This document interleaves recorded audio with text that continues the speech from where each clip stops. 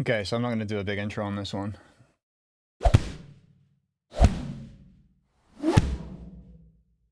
We're all musicians, therefore we all want to be better musicians. Unless you think you're already as good as you could ever be, in which case, no, you're not.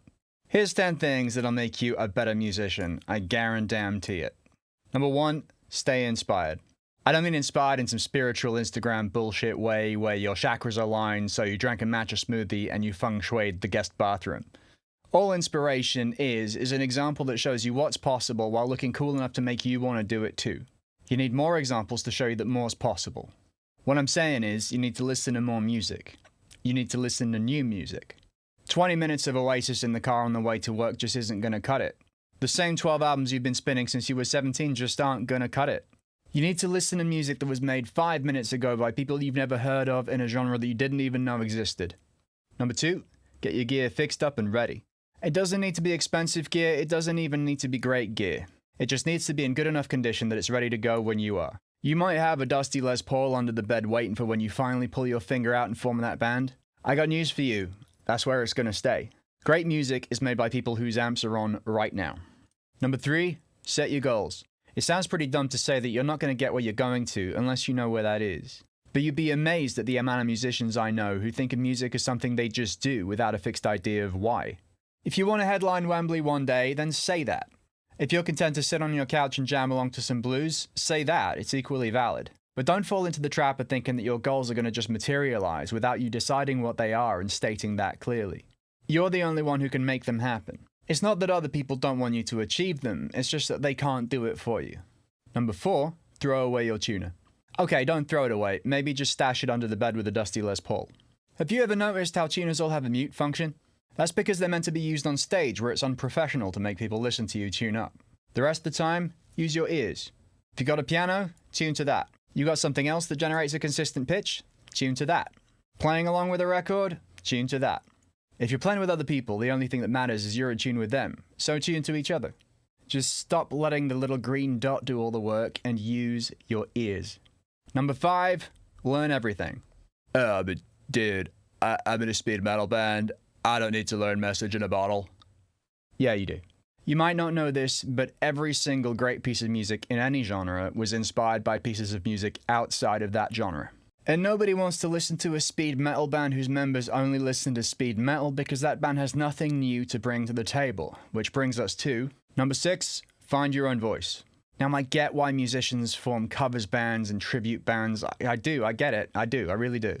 That being said, the world would be a better place without covers bands or tribute bands, not least because then venues would have to either book originals bands or stop pretending they give a shit about music. You need to find your voice because that's what the world needs from you.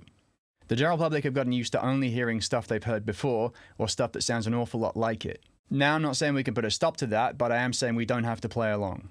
Dare to be original, dare to be you. Number 7, get healthy, keep healthy. Raise your hand if any of these describe you. Work too hard. Never enough time. Watch too much TV. Drink too much coffee. Drink too much booze. Not enough sleep. No energy. Bad diet. No exercise. Maybe you're even starting to feel a couple of things, some aches and pains that might turn out to be a medical condition. Except you haven't gone to the doctor because you're hoping it's going to go away on its own.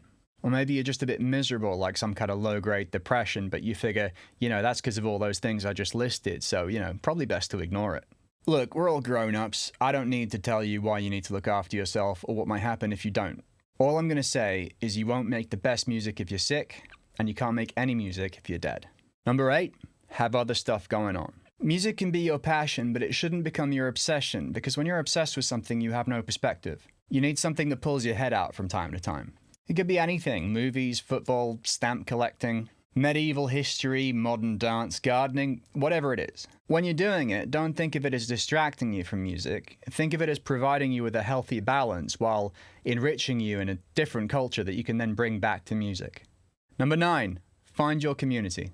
I'm a loner, an introvert, an egomaniac, and a narcissist, and I've spent quite a lot of my musical life figuring out how to do it self-sufficiently. And while it's great to have the skills to fully realize your ideas without having to entertain someone else's point of view, there's no escaping the fact that everything I've done with other people has been far superior to anything I've ever done on my own.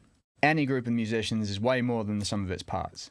Music isn't just more fun when you do it with other people, it's better, and that's why. Number 10, Don't be a dick.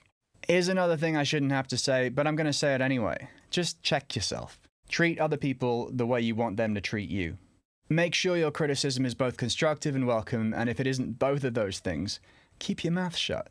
Don't act like you understand stuff you don't. Your opinion is not automatically something people want or need to hear. Don't make your problems other people's problems. If someone is kind to you, return the kindness or pass it on. Don't gloat about your successes and don't envy the successes of others. Pay your debts, pay your dues, be grateful, be respectful, be truthful. Thanks for listening. Like and subscribe. The next one's a guitar review. I'll see you soon.